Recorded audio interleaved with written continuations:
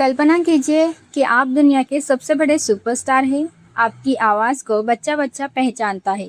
आपकी 6 feet 2 inch की लंबाई आपकी पहचान है और आपका चेहरा करोड़ों लोगों के दिलों में बसा है। अब सोचिए, क्या आप अपनी इन सभी खूबियों को जिंदा दफन कर सकते हैं? क्या आप अपनी आवाज़ बदल सकते हैं, अपना कद छोटा कर सकते हैं और क्या आप अपना चेहरा एक मास्क के पीछे 500 घंटों के लिए कैद कर सकते हैं? ज़्यादातर एक्टर्स कहेंगे नामुमकिन, लेकिन साल 2009 में एक 67 साल के बुजुर्ग सुपरस्टार ने ये कर दिखाया। आज हम सिर्फ फिल्म पा की बात नहीं करेंगे, आज हम उस तपस्या की बात करेंगे जिसने अमिताभ बच्चन को एक भगवान का दर्जा दे दिया। वीडियो के अंत में मैं आपको वो सीक्रेट बताऊंगी जो आज के दौर के एक्टर्स भूल चुके हैं, जिससे आपको समझ आएगा कि क्यों आज भी बच्चन साहब के आगे सब फीके हैं। अमिताभ बच्चन ये नाम सुनते ही दिमाग में क्या आता है? दीवार का वो विजय जो गोदाम में खड़ा होकर कहता है, आज भी मैं फेंके हुए पैसे नहीं उठा था, या अग्निपथ का विजय दीनानाथ चौहान। अमिताभ बच्चन का मतलब था एक भारी मर्दाना आवाज़, एंग्री यंग मैन वाला एटीट्यूड और एक ऐसी स्क्रीन प्रेजेंस जो पूरी फ्रेम को भर देती थी। 70 और 80 के दशक में हिंदी सिनेमा में एक धारणा बन गई थी। लोग कहते थे कि अमित जी कभी किरदार में नहीं छुप सकते, किरदार को अमित जी में ढालना पड़ता है। और सच भी था ये। उनकी पर्सनालिटी इतनी बड़ी थी कि डायरेक्टर उनके हिसाब से स्क्रिप्ट लिखते थे। लेकिन 21वीं सदी के पहले दशक के अंत में जब दुनिया को लगा कि बच्चन साहब ने सब कुछ देख लिया, तब आर बाल्की एक ऐसा आइडिया लेकर आए जिसने बच्चन साहब की पूरी लेगेसी को दांव पर लगा दिया। पा फिल्म का आइडिया सिर्फ एक फिल्म नहीं था, वो अमिताभ बच्चन की पहचान को मिटाने की साजिश थी। सोचिए, एक ऐसा एक्टर जिसकी पहचान ही उसकी आवाज़ और कद हो, उसे एक ऐसे बच्चे का रोल दिया जाए जिसे प्रोजेरिया नाम की बीमारी हो। इस बीमारी में बच्चा अपनी उम्र से कई गुना तेजी से बूढ़ा होता है। यहाँ बच्चन साहब को बाप नहीं बल्कि अपने ही असली बेटे अभिषेक बच्चन का बेटा बनना था। ये सिर्फ एक कास्टिंग तख्ता पलट नहीं था, ये एक बहुत बड़ा जुआ था। अगर ये फेल होता तो लोग कहते कि अमिताभ बच्चन अब बूढ़े हो गए हैं और मजाक बन गए। लेकिन उन्होंने ये रिस्क लिया। क्यों? क्योंकि उन्हें खुद को साबित नहीं करना था, उन्हें खुद को ख़त्म करना था ताकि औरा जम ले सके। अब बात करते हैं उस चीज़ की जिसने इस किरदार को अमर बना दिया, मेकअप। आपने कई फिल्मों में देखा होगा कि एक्टर्स थोड़ा बहुत प्रोस्थेटिक्स लगाते हैं और खुद को बदला हुआ बताते हैं, लेकिन पा में जो हुआ वो दर्दनाक था।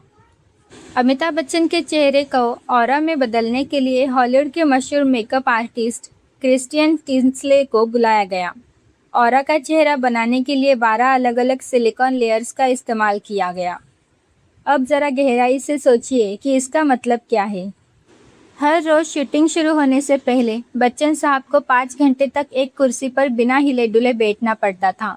सुबह 5 बजे जब पूरी दुनिया सो रही होती थी, तब अमिताभ बच्चन उस मेकअप रूम की कुर्सी पर अपनी पहचान मिटा रहे होते थे।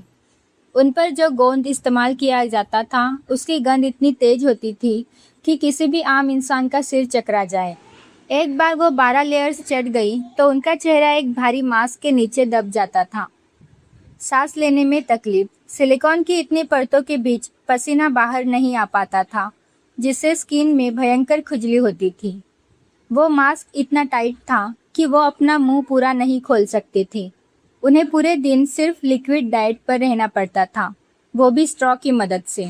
वो मास्क और प्रोस्थेटिक्स का वजन कई किलो था, जो उनके सिर और गर्दन पर दबाव डालता था। लेकिन क्या आपने कभी स्क्रीन पर ऑरा को परेशान देखा? नहीं। जब कैमरा ऑन होता था तो वो 67 साल का इंसान अपनी सारी तकलीफ़ें भूलकर एक 12 साल का शरारती बच्चा बन जाता था। ये एक्टिंग नहीं थी, ये उस इंसान की इच्छा शक्ति थी। अमिताभ बच्चन की सबसे बड़ी ताकत क्या है? उनकी वो आवाज़ जिसने मधुशाला को अमर किया, जिसने जंजीर में पुलिस स्टेशन के अंदर अपनी धमक दिखाई। लेकिन ऑरा की अपनी कोई भी भारी आवाज़ नहीं हो सकती। प्रोजेरिया से पीड़ित बच्चे की आवाज़ पतली, थोड़ी टूटी हुई और सांसों से भरी होती है। यहाँ बच्चन साहब ने एक बहुत ही बारीकी से काम किया।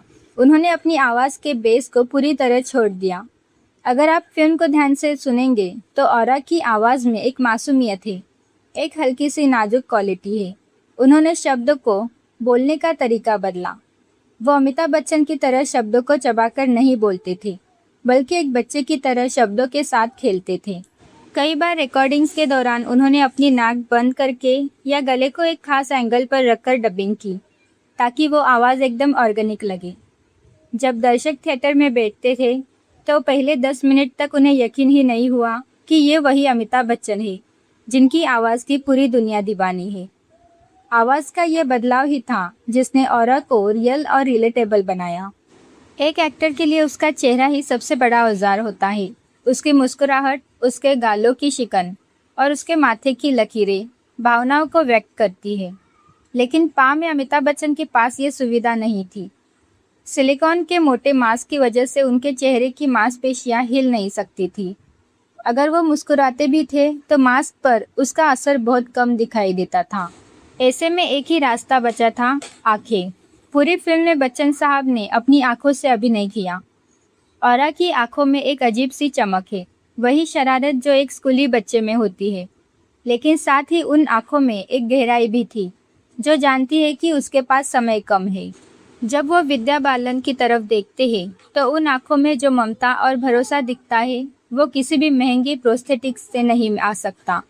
बच्चन साहब ने ये साबित कर दिया कि अगर रूह किरदार में उतर जाए तो चेहरे पर चाहे पत्थर का नक्काब ही क्यों ना हो, भावनाएं दर्शकों तक पहुंच ही जाती है।